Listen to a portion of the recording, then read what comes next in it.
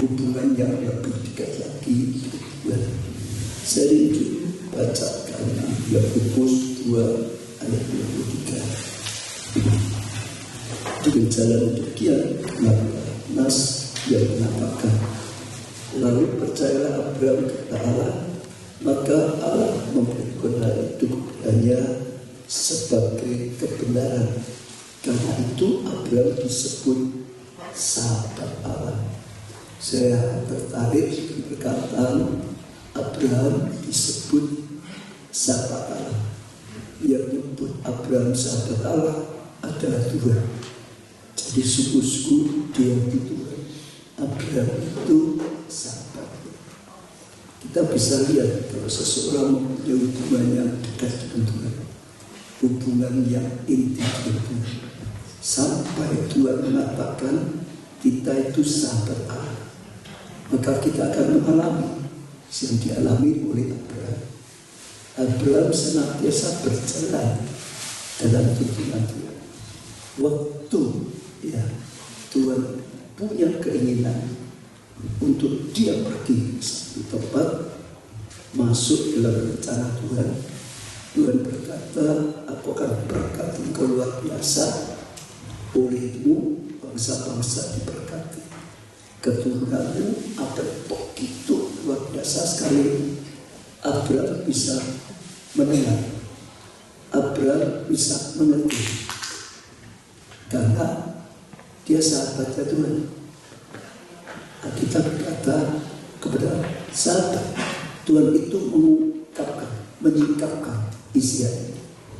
Tuhan itu menyingkapkan hal yang penting yang kepada orang lain tidak disingkapkan, tapi kepada sahabat karibnya Allah menyingkapkan. Dan kalau seseorang menjadi sahabat, sangat mudah mengerti apa yang sahabatnya katakan, sangat mudah untuk percaya dengan apa yang sahabat katakan, sangat mudah untuk melakukan apa yang dikatakan atau diinginkan oleh sahabat. Nah, Abraham karena dia menjadi sahabat Tuhan, punya kehidupan yang dekat, punya kehidupan yang akrab, punya kehidupan yang intim, maka dia mengalami berjalan bersama Tuhan, senantiasa berjalan bersama Tuhan. Ya, sekalipun mungkin sempat salah, tetap mudah sekali ada pemulihan, dan akhirnya Abraham bisa mencapai sesuatu yang luar biasa dalam kehidupan. Saya berdoa, saya sendiri tidak terlalu hafal sebelum acara. Waktu malam-malam besok 2 pagi, maka tidak mau baca, saya kaget. Besok saya lain lagi pada pagi. Saya doa semalam-malam ya nggak ada sesuatu yang saya dapatkan. Sampai tadi mau berangkat ke sini, ya pagi saya bangun baru Tuhan berkata, intinya Tuhan ingin kita itu lebih dekat, lebih kenal, lebih intim, sampai menjadi sahabatnya, bergaul nyata, bukan hanya sebagai orang Kristen saja, tapi nggak ada hubungan yang nyata, bukan sebagai siswa atau dosen atau rektor sekalipun, tapi lebih dari itu punya hubungan yang nyata, hubungan yang intim, hubungan yang dekat dengan Tuhan. Dan maksud saya ya bukannya sebagai pendeta berbalas sidang, tapi pendeta berbalas sidang yang punya hubungan yang nyata, hubungan yang dekat, hubungan yang intim dengan Tuhan. Itu sesuatu yang sangat kunci. Abraham bisa berjalan bersama Tuhan, kunci Abraham mencapai rencana Tuhan dalam hidupnya, karena dia menjadi sahabat yang dekat, yang akrab dengan Tuhan. Saya belajar lagi ya dalam kehidupan Daud sama. Daud tidak diperhitungkan oleh keluarganya, ayahnya atau siapapun, tapi yang membuat dia lebih berhasil dari semua kakaknya, orang tua atau siapapun. Dia punya hubungan yang nyata dengan Tuhan yang tidak dimiliki kakak-kakaknya. Dia punya hubungan yang dekat dengan Tuhan, yang intim, yang tidak dimiliki oleh bangsa Israel siapapun saat itu. Sama, saya juga tadi Tuhan ingatkan sama. Saya orang yang gagal dalam studi karena dulu sakit, ya, rambut saya rontok. Apa yang membuat Tuhan terus tuntut sampai sekarang? Tuhan pakai ya sampai sekarang. Satu, ada hubungan yang nyata, hubungan yang dekat, hubungan yang intim, itu saja. Kelemahan sangat banyak sekali, kesalahan banyak sekali. Tapi saat kita dekat dengan Tuhan, terus ada tuntunan, terus ada nasihat, terus ada pertolongan, terus ada pemulihan, terus ada karya. Nah, Tuhan hidup kita semua membangun hubungan yang nyata, hubungan yang intim untuk kita, saudara semua dan saya. Kita yang ada di SPT, yang ada dipersiapkan belajar banyak, bahkan sampai ya sepenuh waktu, ya bisa belajar 4 tahun, saya enggak macam itu. Tapi semua itu akan punya arti kalau kita punya hubungan yang nyata, yang intim, yang dekat, yang nyata. Tanpa itu, saya rasakan hanya menjadi sarjana teologi saja. Tempelannya, panggilannya, sebetulnya S1, S2 saja. Tapi hidup kita tidak karena rame, karena Tuhan yang nyata. Orang tidak akan bisa melihat Tuhan nyata saja, bukan artinya. Tapi itu yang Tuhan katakan, itu yang dipilih. Bahkan seperti Abraham, ya, saya lihat itu sesuatu yang penting sekali. Nah, bagaimana kita bisa menjadi sahabatnya Tuhan seperti Abraham? Bagaimana kita bisa punya kehidupan yang intim, kehidupan yang dekat, kehidupan yang nyata bersama Tuhan? Jangan pisahkan kehidupan lahiriah kita dengan kehidupan roh. Saya ulangi, jangan pisahkan kehidupan lahiriah kita dengan kehidupan roh. Sementara kita hidup secara lahiriah, saat itu juga selalu kita hidup di dalam roh. Karena kita itu ya terdiri dari roh, jiwa, tubuh. Kita punya manusia lahiriah, tapi kita punya manusia batin, manusia. Belajarlah senantiasa dan senantiasa hidup seperti tadi. Kita masih hidup secara daging, secara lahiriah. Tapi sementara kita menghidupi kehidupan secara lahiriah, bersama-sama kita terus hidup dalam roh, hidup bersama Tuhan. Terus, karena kita masih hidup di dunia, karena kita masih hidup secara lahiriah, kita nggak bisa menghindari kehidupan lahiriah. Bahkan itu yang mendominasi kehidupan kita selalu. Kalau tidak ada usaha secara khusus, kita akan hanya hidup secara lahiriah, dan kehidupan roh itu seperti terlupakan. Kalau sampai itu terjadi, kita nggak punya pergaulan dengan Tuhan.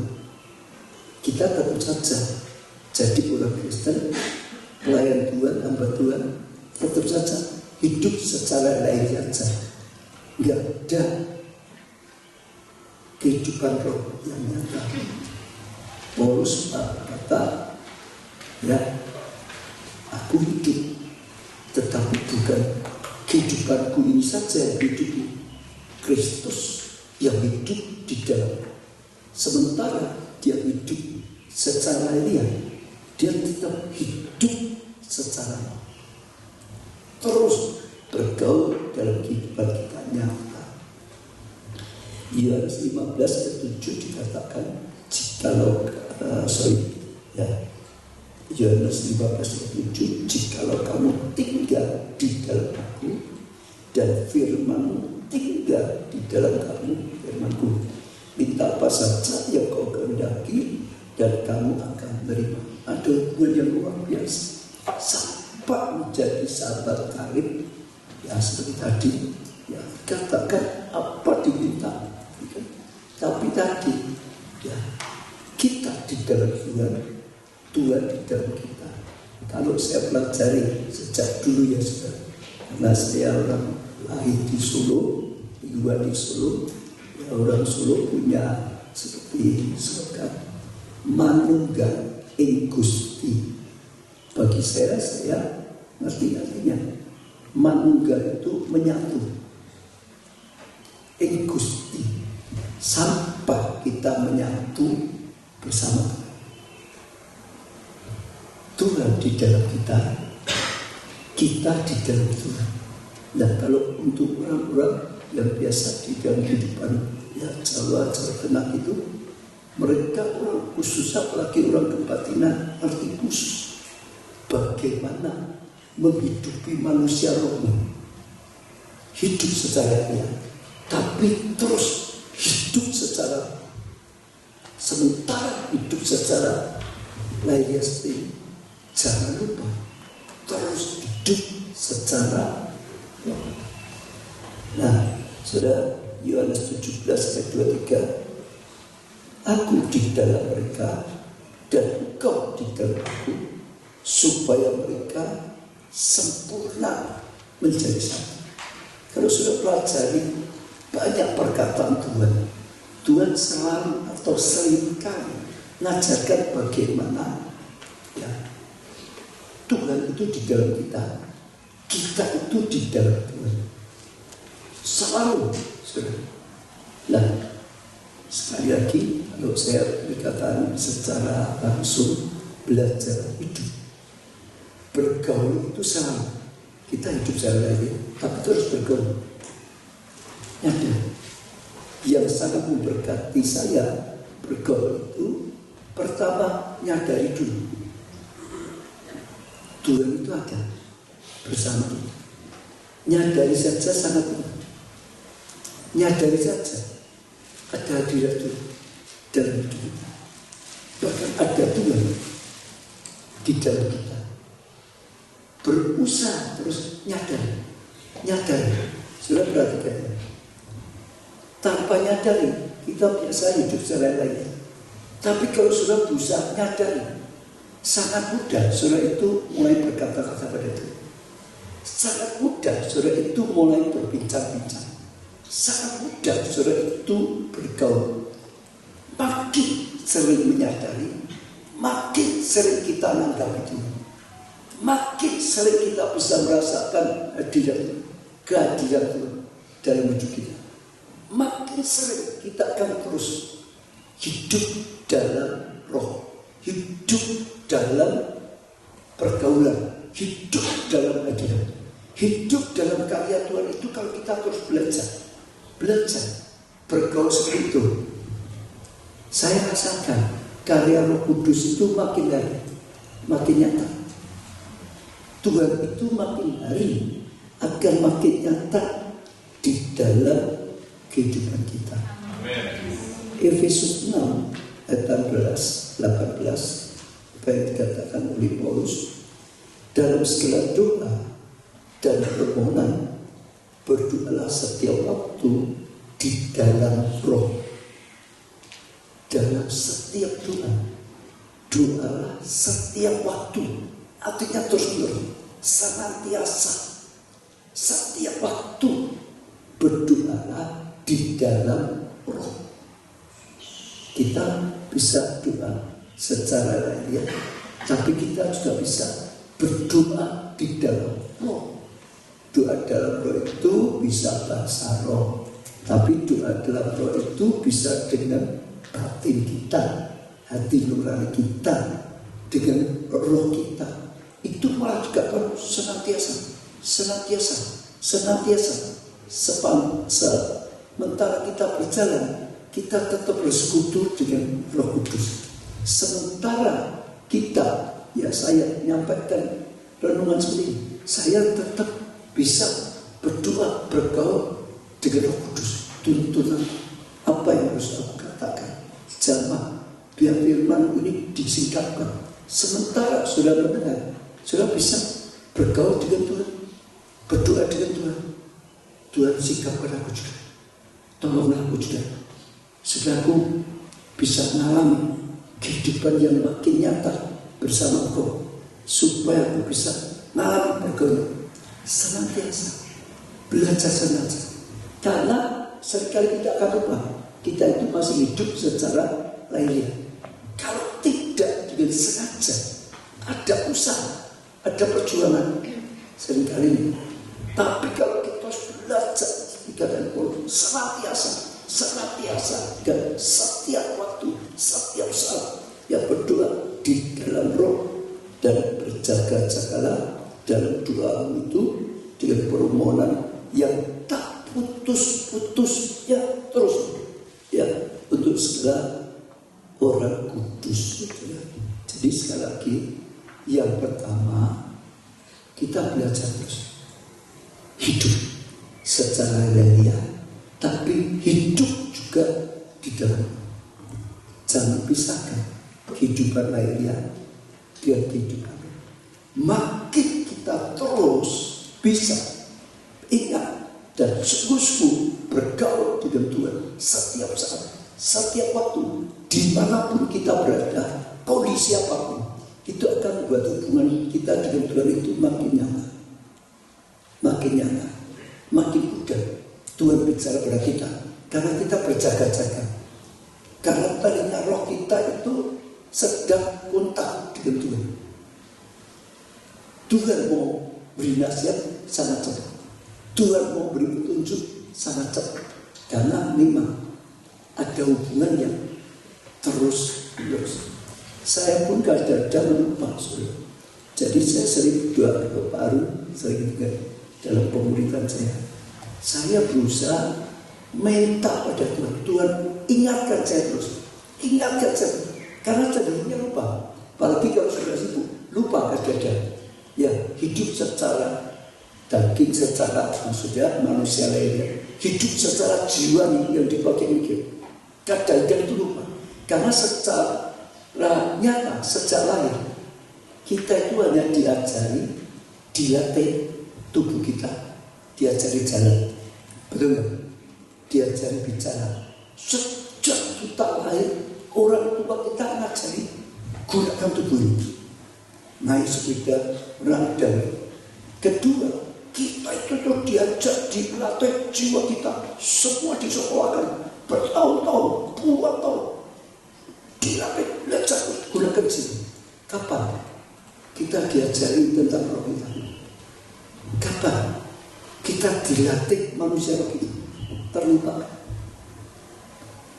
Kita punya 3, roh, jiwa, dan tubuh.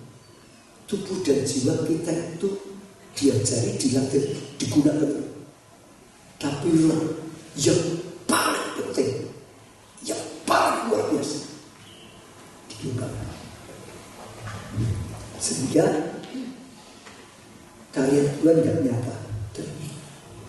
Tapi hari ini, ya sekali lagi Tuhan bicara terus hidup secara lahiriah, bersama itu hidup secara terus belajar.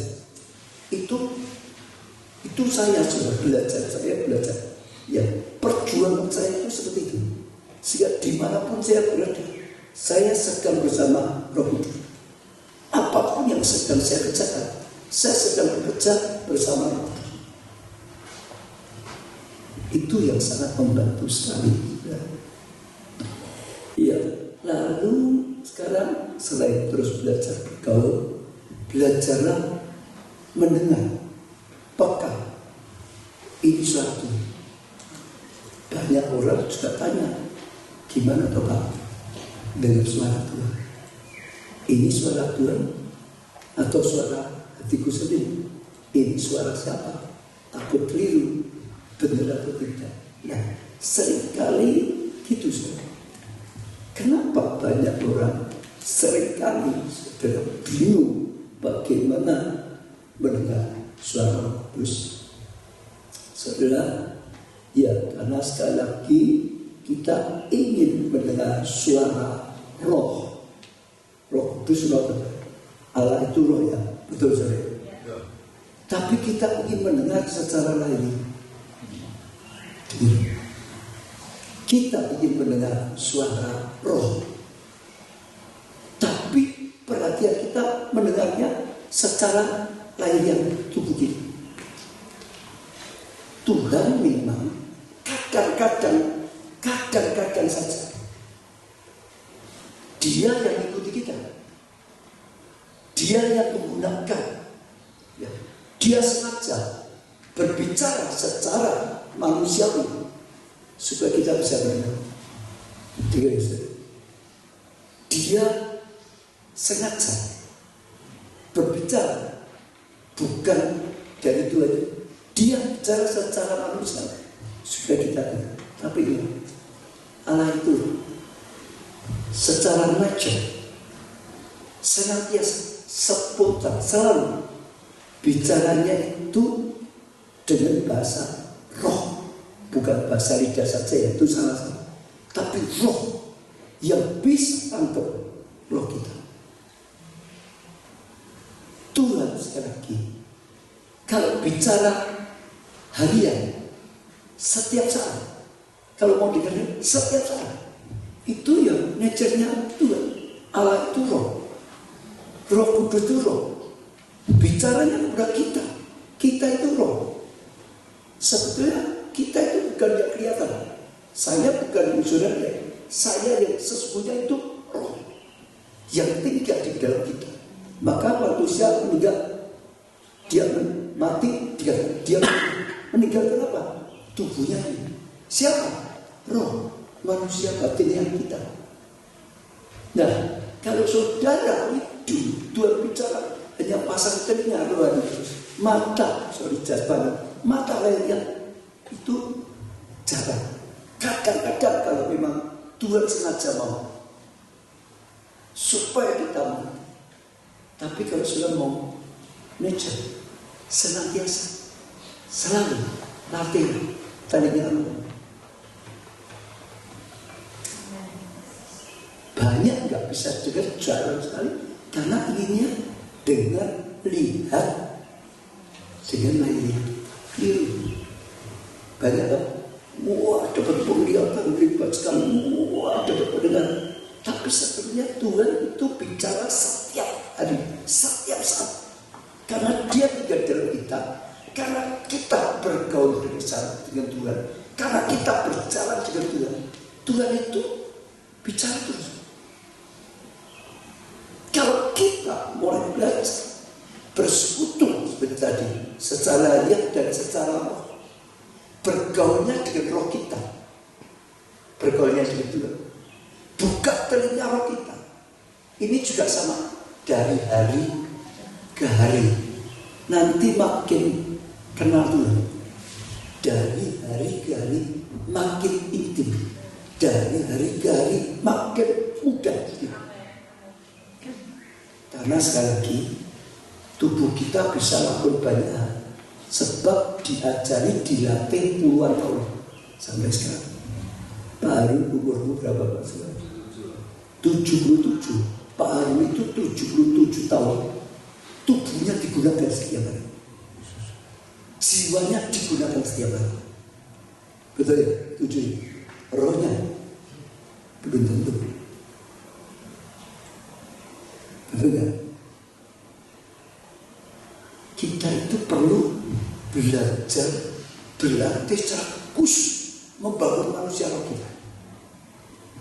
Makin dewasa, makin peka, makin intim, makin menyatu dengan Tuhan, yaitu roh. Jadi mulai sekarang jangan hanya belajar telinga ini, belajarnya telinga rohani. Itu perlu belajarnya terus, seperti tubuh kita diajari jalan saja berapa lama, betul kan? Itu yang main urgent itu belajarnya berapa lama, berapa ya kira-kira? Ya betul, tapi jangan belajar khusus. Otak kita disekolahkan puluhan tahun. Demikian juga roh kita. Ayo, mulai belajar mendengar seperti itu. Iya, roh ya, bisa jadi roh kita, bisa firman Tuhan itu bicara seringkali. Ya bahasanya itu seperti signal di alam roh. Kadang-kadang kita merasa ada signal, kadang-kadang berupa seperti kesan. Kita terima kesan dalam roh kita. Dan kadang-kadang munculnya adalah firman. Firman itu Tuhan. Firman itu adalah beda dari orang biasa. Bergaulnya yang pasti menggunakan roh kita. Kalau sudah terus belajar berlatih, sekali lagi dari hari ke hari, khususnya firman itu akan jadi panduan. Kita bisa mendengar, tapi roh jahat juga ingin bicara dalam kita. Ujiannya, kompasnya, firman. Misalnya tiba-tiba hatinya ada kesal. Wah, aku harus ceraikan istriku atau suamiku, sebab Tuhan jodohkan itu. Loh, ada loh saudara. Saya itu sampai heran. Ada loh jemaat itu yang nekat. Karena ini mau jodoh ini bukan, ini kelihatan itu seperti lucu, bukan. Ada sebuah yang nekat cerai, yang ngomong dengan suaminya, Tuhan ngomong aku terus, aku dikerja oleh Tuhan. Jadi kamu bukan jodohku itu dia. Secara umum saja, dan minta cerai, dasarnya itu. Saya ngomong sudah pasti bukan dari Tuhan. Tidak usah pakai bahasa-bahasa, sudah pasti. Tapi ini kan, nah roh nekat orang karuan itulah bukan roh Tuhan. Itu betul saja. Jadi ujiannya supaya kita nggak naruh yang salah. Kita sekarang ya, khususnya STP, baik rektor, dosen, ayo belajar. Dan sangat kurang STT itu tentang bergerak dalam di mana-mana.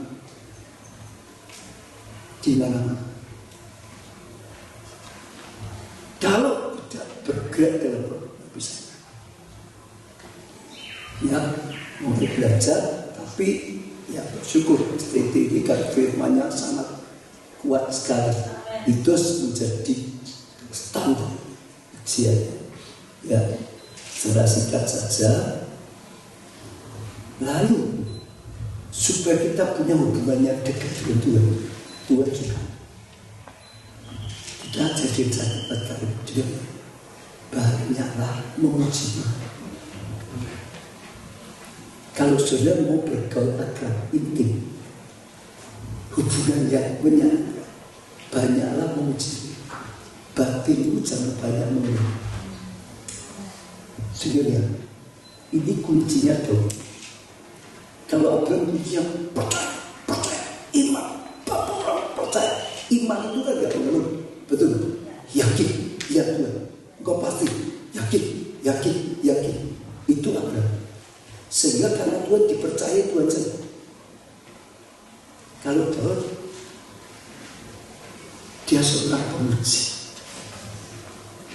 dia seorang penyembah. Waktu dia memuji Tuhan, menyembah Tuhan, seperti itu, aku ingin mengenal kau.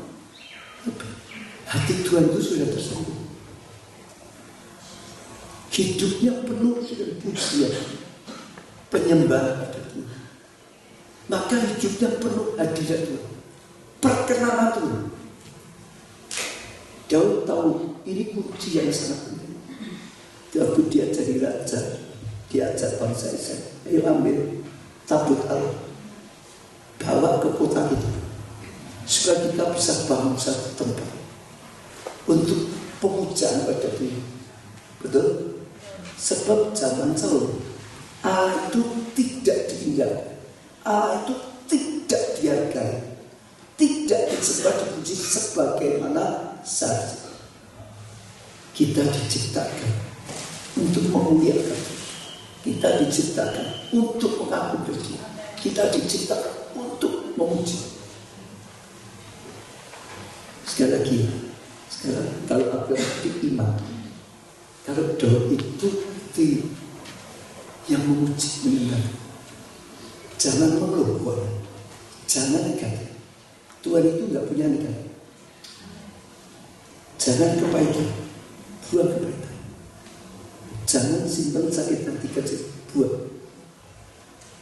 Khawatir, buang. Negatif, buang. Atmosfernya Tuhan itu indah. Seperti apalagi dosa, buang. Jadilah pemuji, penyembah. Selalu Tuhan adalah pakaian kudus, memuji dalam pakaian kudus. Belajar itu yang dilakukan Daud. Sehingga Daud punya hubungan yang intim, hubungan yang dekat dengan Tuhan. Nah, itu sesuatu yang luar biasa. Waktunya habis, tapi saya ingin share pengalaman hidup. Tidak apa-apa, ini kita lebih baik. Saya ingin impartasi.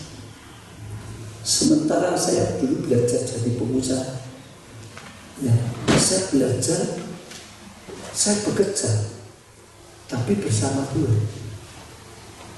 Contoh ya, misalnya saya baru mulai bekerja, kita itu punya perusahaan keluarga, ya tekstil. Saya diutus bagian penjualan di Jakarta, di Tanah Abang.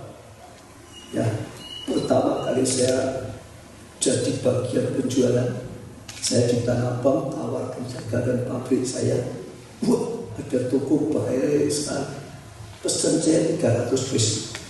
Hati saya berbunga-bunga. Baru mulai belajar, sudah laku 300 piece. Piece itu ya saya ya. Senang saya langsung order disuruh, langsung dikirim. Besoknya aku sudah dibukakan cek 1 bulan. Senang. Tapi setelah 1 bulan selesai, ceknya sampai timbul. Saya ditembak dari suruh, ceknya kosong, gak ada isinya. Kaget saya. Besoknya saya langsung ke tokonya, sudah tutup, gak ada, sudah tidak ada orang. Saya nangis. Itu baru jatuh, uangnya banyak tuh, 300 piece banyak, sampai gak bisa makan. Sudah tidak biasa. Tapi banyak, karena belajar bergaul, tiba-tiba muncul. Ya, ayatnya nanti sudah terlihat 1:58 dan 35. Intinya, siapakah yang bisa memisahkan kita dari kasih? Kasih Tuhan itu tidak bisa dipisahkan oleh apapun. Oleh apapun. Oleh kerugian, oleh kelompok, oleh apa. Gak bisa. Kasih Tuhan itu pasti gak dia bisa memisahkan. Yang penindas dan semua gak bisa. Nah, pakai ayat itu Tuhan itu bicara. Kok hanya karena ditipu orang itu, gue harus kehilangan kasihku yang besar dalam hidup. Betul? Lalu hidup seolah tidak dikasih Tuhan, hidup kecewa, hidup putus asa. Kasih Tuhan itu ya, seolah Tuhan ingatkan. Sehingga firman itu, begitu saya dapat rema itu, langsung global, cari makan, sudah selesai masalah. Betul saya dapat. Orang itu bicara seperti itu. Dan setiap kali saya dapat suara Roh Kudus, langsung roh saya itu menyala. Langsung seperti tadi, kecewa hilang. Betul. Saudara dikatakan, engkau dapat sepatah kata saja iman, hidupmu berubah. Amin. Amin. Benar, kau tangkap. Setelah itu saya bercerita, akhirnya perusahaan saya sedang maju-majunya. Tuhan panggil saya jadi gembala sidang. Oh sulit, daging ini tidak mau. Saya sudah punya pabrik, sedang maju-majunya kok. Tinggalkan pabrik, jadi pendeta. Berat. Saat saya dulu itu masih pendeta itu dianggap rendah sekali. Daging itu sudah. Saya berkata, Tuhan, jangan jadi pendeta. Aku jadi pengusaha saja, dukung pekerjaan. Aku dukung dengan darah. Aku dukung dengan waktu tetap aku melayani. Aku dukung dengan apa yang bisa. Pokok aku dukung sepenuhnya. Tapi jangan jadi gembala sidang. Jadi gembala sidang itu syaratnya berat. Wah, tuntutannya jemaat banyak. Kalau gemuk kurang puasa, kalau kurus kurang berkat.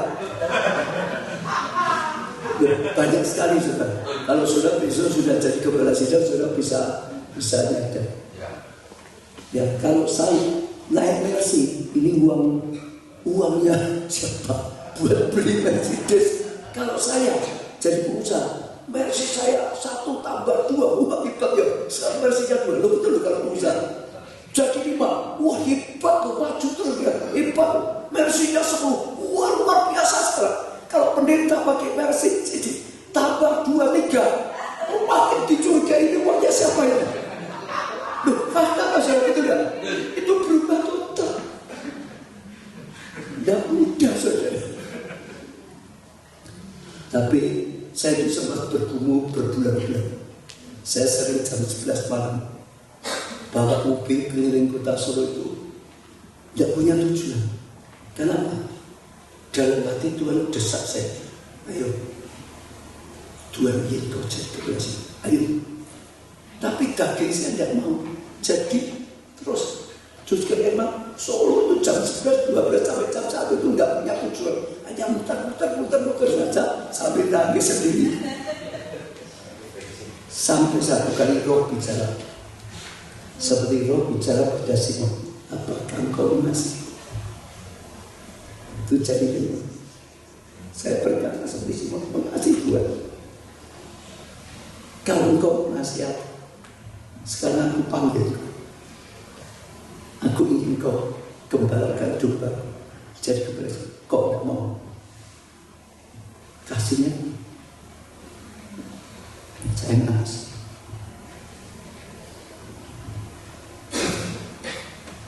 Domba saya mati. Saya tinggalkan perusahaan. Saya layani sebelum. Sekarang kita nak ini. Lalu saya mulai buka di rumah saya di abad jurang. Hanya berapa bulan tempat saya di lantai 3 itu punya tempat bisa muat 80. Hanya berapa bulan pas itu tutup tahun mau ganti. Yang datang itu 96. Sudah nggak cukup, kaki nggak bisa selonjor, masih teguh karena duduk di bawah. Saat itu kita doa, Tuhan siapa saja, Tuhan juga perintahkan untuk mulai melayani. Dan kita taat, dan Tuhan sudah bukti dikirim jiwa-jiwa langsung. Sekarang tempatnya nggak cukup, berilah tempat yang lebih besar, yang besar. Itu doa siap-siap, semua yang betul, ayo doa. Besoknya saya cari hotel, ya, gedung pertemuan, restoran dengan pupuk, cari tempat. Salah satunya saya ke restoran Adem mau nyimak rumah makan itu kalau minggu pagi. Lalu pemiliknya berkata kepada saya sambil tertawa, mau baca. Kemarin itu saya datang, ternyata dia datang waktu kita semua doa sahabat saya pun tidak nanti kalau dia ada minta tempat yang besar, nggak cukup. Jadi Tuhan berkata, Tuhan jangan keluar. Itu di depan rumah menghadap ada gedung 3 lantai di jalan Sarmeriat itu kan selalu sama 3 lantai, pakai aja free, tidak usah bayar. Nanti tak renovasi itu. Tuh biasa kan. Ayo siswa tiba-tiba ditawarin gitu gimana? Saudara mungkin berani, tapi saya tidak berani itu. Saya itu belum pernah, saya tidak pernah mikir pelayanan habis ini. Saya bilang, baru pelayanan diberi tanggung jawab besar. Ini gedung 3 lantai di jalan utama kota Solo. Saya malah tidak berani. Aneh enggak? Aneh enggak saya? Saya tanya, aneh enggak saya? Saudara bisa mengenai, tapi saudara sendiri boleh juga dipakai Tuhan luar biasa. Kadang-kadang Tuhan buka jalan saudara tidak berani. Betul, kalau kamu doa itu gampang. Saya balik, sakit balik karena belajar bergaul itu. Roh Kudus bilang, kamu ini gimana toh? Doa minta tempat yang besar. Sekarang Bapak sudah di tempat yang besar kok nggak berani. Nah bagaimana Tuhan? Bapak itu jawab doamu caranya bagaimana? Ya, saya mau tanya. Karena saya tahu pasti ada yang Tuhan sedang bicara saudara. Berat makanya. Nah, selalu kalau Tuhan bicara itu nggak tahu ya, saya itu biasa langsung berubah. Balik, saya belum sampai rumah balik, saya terima. Dan Tuhan berpikir cepat sekali. Setelah itu, ya kalau Pak Arun tahu semati dan satu hari Tuhan itu buka jalan gedung Biskup Setar. Itu dijual. Jadi memang sudah tutup berapa tahun, ditawari beli. Nah, saya di beberapa pelayan Tuhan itu mikir dibeli saja, ya, oleh beberapa itu saja. Terus untuk cari umum dibeli, dijual, keuntungannya dipersembahkan gereja buat muda. Nanti beli tanah, nanti kelak kita bangun gitu. Sepakat itu beli. Nah, lalu jual. Waktu kita jual, nggak bisa laku, nggak laku. Betul, dicita juga. Sampai satu hari Tuhan bicara dalam hati saya, tidak dijual, dipakai jadi gedung. Tapi saya tidak berani ngomong dengan teman-teman saya. Kenapa? Itu bukan uang saya. Kita join. Kalau saya ngomong tidak dijual, kata Tuhan, ya untuk gereja. Oh, yang lain bisa ngomong enak, kamu kembali sidang nggak jual. Kamu nanti yang mimpin di situ.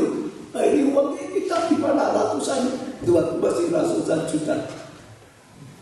Saya nggak berani, tapi Tuhan itu berkata. Satu hari, waktu semalam suntuk, baru sudah kita semalam suntuk. Maka saya berkata, semalam suntuk di Solo itu saya harus berkata Tuhan. Jam istirahat, sesi lama istirahat. Istirahat kita ngobrol di depan dulu. Salah satunya itu ngomong, kok aneh ya? Tuhan kamu bicara dalam hati saya, tidak dijual untuk gedung gereja. Saya kaget. Saya tidak berani ngomong, tapi Tuhan ngomong dengan dia. Lebih hebat lagi, yang satunya juga ngomong. Kok Tuhan yang ngomong dalam hati saya, tidak dijual, dipakai gedung gereja. Sudah tahu, itu uang besar sudah. Gedung biskup coba saya baik. Zaman dulu gedung biskup bukan seperti sekarang kecil-kecil. Itu gedung biskup uangnya pertama kali 1.250. Malam itu saja, hanya basa-basi ini. Langsung deal, nggak dijual, buat gedung gereja, hanya itu saja.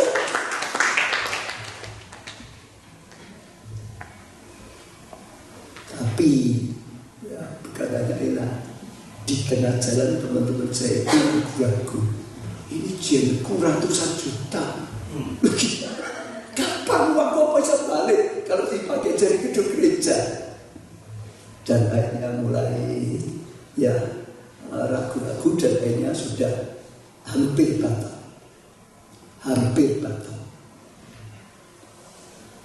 Saya sempat kumpulkan, tidak tahu Pak Alim ikut kumpul enggak. Saat itu saya ngomong, karena tidak punya uang, hampir batalin tidak punya uang. Yang punya uang takut uangku gimana Pak? Diminta saya berkata, kalau nanti nggak punya uang ya sudah lah, gimana? Nggak punya uang belinya pakai apa? Pakai kerikil ya udah beli. Tapi saya berkata, tunggu nanti kalau Tuhan bicara. Lah, yang pertama itu buku baca. Buku baca itu kalau dia untuk Tuhan, aku kalah. Betul, saya kalah. Itu habis seluruhnya dia sudah nggak takut sama saya. Dia yang nangis minta saya beli, sudah kok beli. Dia nangis minta beli. Saya tetap mau beli, uangnya siapa? Udah ada uangnya, kok beli? Nah saya tetap bilang, kita tuh baca. Kalau Tuhan buka jalan, ya kita beli. Itu waktu saudara sedikit ini.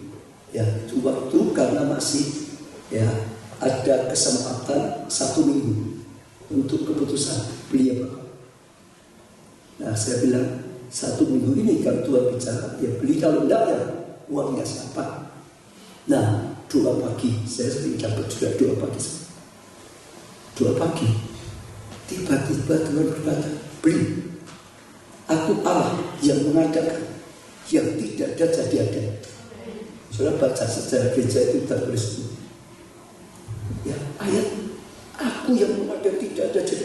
Dengan ayat itu Tuhan bicara beli. Aku yang mengadakan dana. Kembali begitu saya dapat saya itu banyak.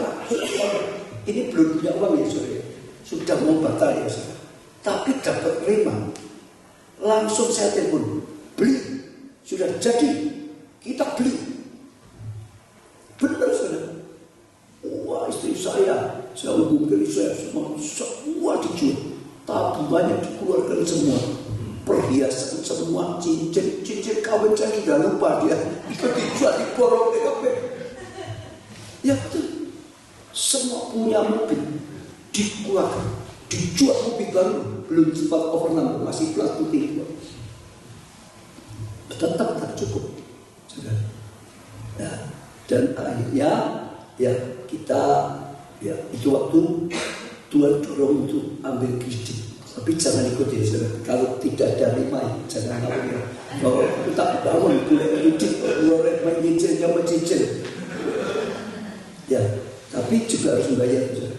Isi saya itu berani buka cek yang belum cukup itu berani. Ya, nah akhirnya terbeli. Jadi tapi sekali lagi karena rema. Gereja kita itu kan semua karena rema. Itu hasil apa? Pergaulan itu. Nah ini terbeli. Satu lagi ya cara singkat ya. Ini ya sudah apa ya? Tidak, karena ini penting. Ini bagi hidup. Kalau saudara bisa tangkap, saudara kan Tuhan tahu dan kasihkan mereka. Setelah gedung biskup penuh juga, kita mulai membangun. Nah, saat membangun, kalau ini masih baru ikut ngurusi pembangunannya, ya. Sebelah kanan itu ada sekolah negeri. Sekolah negeri itu nggak bisa jadi apa-apa karena itu waktu sudah ada KPK, orang semua pejabat takut nanti tidak bisa ada main. Jadi nggak bisa diusir, mau kanan nggak bisa. Di belakang Tuhan buka jalan, hanya sekejap. Ada yang dijual, kita beli kira-kira hanya 2-3 bulan, belakang itu sudah dibeli semua. Sebelah kirinya rumah saya, dan itu yang paling besar, satu-satu paling besar, 1.260 meter. Di daerah situ dulu sudah berapa miliar zaman dulu. Saya tidak tahu perasaan di sini apa enggak, tapi itu. Nah, saya tahu kalau gedung ini biskup di kanan nggak bisa karena itu sekolah itu di kiri, di belakang bisa. Kiri rumah saya, Kalau saya nggak berani berikan rumah saya, ya nggak bisa bangun. Nah, saya berguru cukup lama. Buat saya berani berikan, seperti itu berani berikan aja. Saya tetap minta. Anak-anak menantu saya berikan Pak, mereka siap saja. Saya tetap enggak, karena saya itu kepala rumah tangga. Saya tahu ada tanggung jawab saya untuk keluarga. Berguru sekian lama, sekali lagi Tuhan mulai bicara. Saya berkali-kali ngomong, Tuhan, mosok ini tinggal ini harus dikasihkan lagi. Tuhan ngomongnya apa? Oh, itu terserah kamu. Aku sudah berkati, sudah berikan kamu kok. Sekarang hanya di kamu mau berikan lagi untuk Tuhan atau tidak, terserah kamu. Tuhan ngomongnya gitu, gak pernah nyuruh. Tapi batinku tahu, kalau aku tidak berikan, jangan harap bisa menurut. Kalau aku nggak berikan, nggak bisa menurut. Sebab satu-satunya tempat tinggal itu untuk diluaskan. Nah, setelah sekian lama saya doa, Tuhan ajarkan konsep untuk naik level. Tuhan berkata begini, karena saya tanya terus, harus berikan untuk harus berikan Tuhan. Sampai saya tanya terus, Tuhan ngomong, kamu itu sama si banyak anak Tuhan, hamba Tuhan. Tuhan ngomong, ada anak Tuhan, anak-anakku atau hamba dalam keadaan kekurangan, gak berani nabur, gak pernah menolak, gak pernah selesai, tetap kekurangan.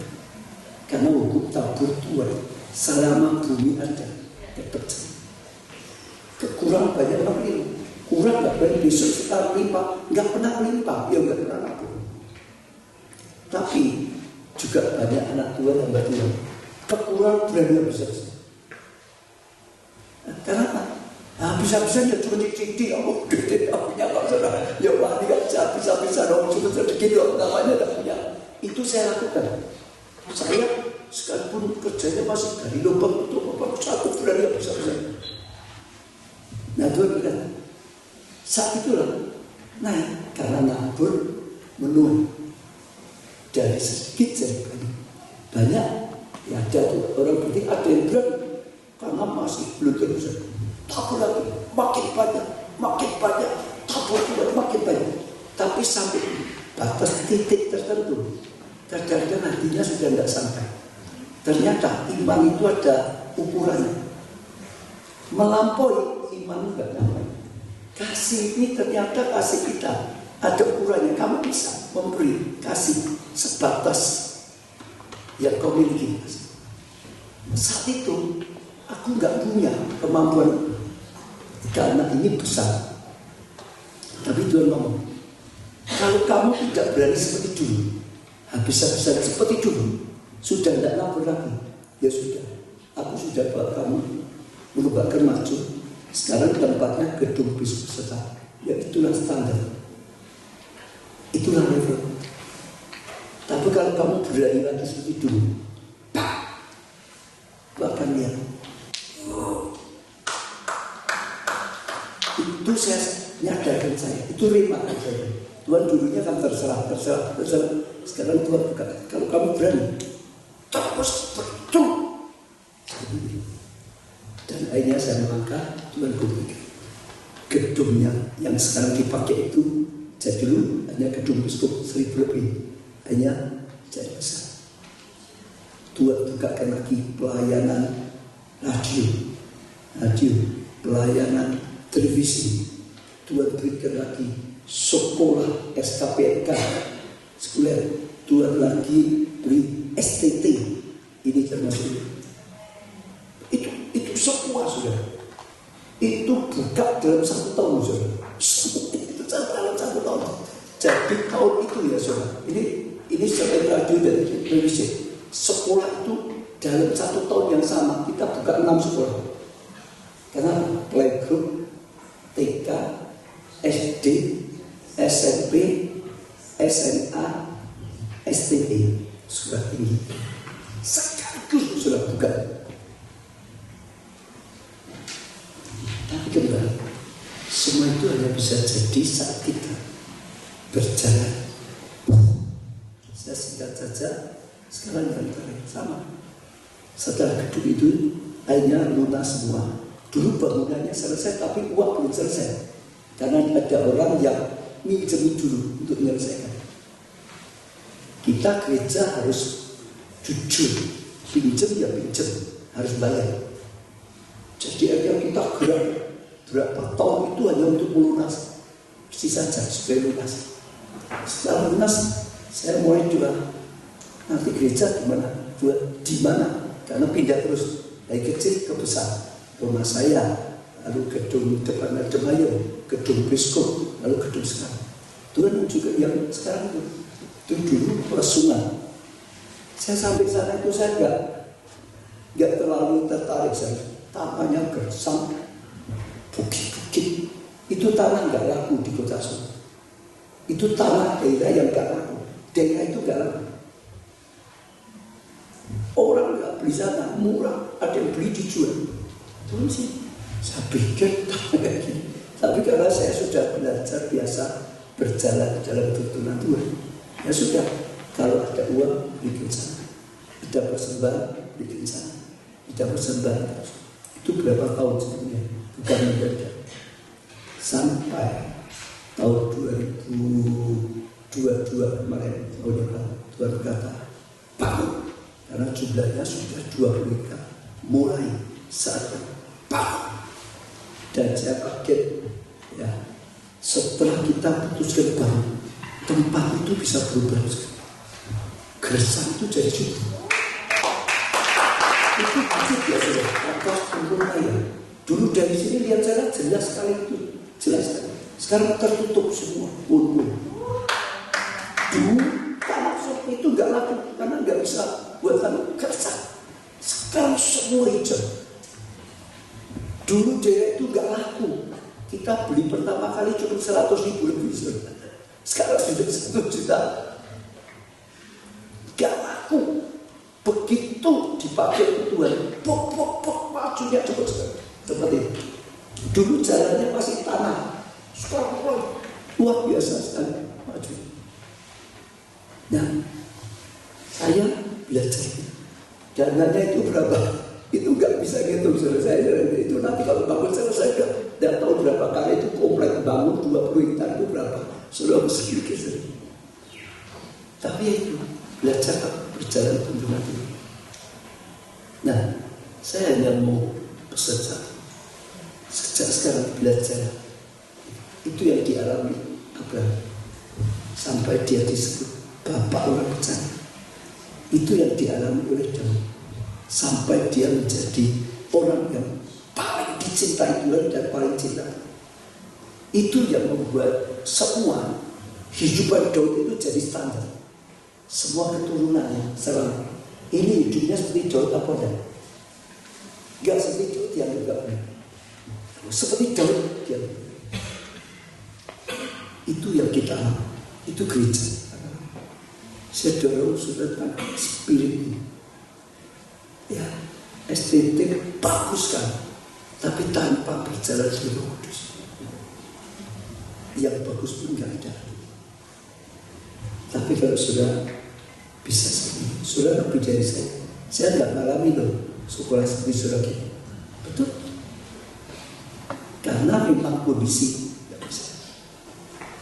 Ya itu ya yang saya rasa Tuhan sampai. Saya mau doa saja untuk saudara. Biarlah spirit hati seperti ini diberikan kepada saudara. Biar pengharapan ini diberikan. Lagu yang ya, beri bisa tadi yang lebih beri dia.